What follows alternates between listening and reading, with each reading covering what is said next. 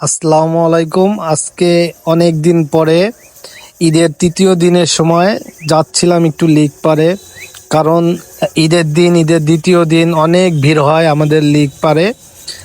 তাও আমরা যাইতে চাইছিলাম, তারপরে বন্ধু বান্ধবরা সবাই বললো যে না, এখন ঢাকার থেকে যারা বেড়াতে আসছে তারাই লিক পাড়টা অনুভব করুক, আমাদের মাদারীপুর শহরটা একটু ঘুরুক।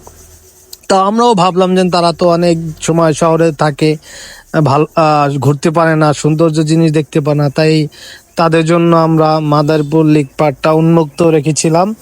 তারপরও আজকে বন্ধু বান্ধব সবাই বললো যে যাই চলো, তারপরে আসলাম লেক পারে। এখন লেক পারে অবস্থা তো করুণ, কারণ লেক পারে এখনো অনেক মানুষ, আমাদের লেক পাড়ের সৌন্দর্যটা অনেক ভালো, তাই সবাই ঘুরতে আসে। দেখেন মানুষ কত ভিড়, আর কতই না ভিড়। আর একটা সমস্যা হলো, আমাদের পুলিশ ভাইয়েরা গাড়ি ধরে। সাবধান, আজকে যারা যারা আসবেন অবশ্যই হেলমেট নিয়ে আসবেন, নাহলে দেখেন কিভাবে দাঁড়াই রইছে। তারা আসবেন আর কপত করে ধরে টিকিট দিয়ে দিবে।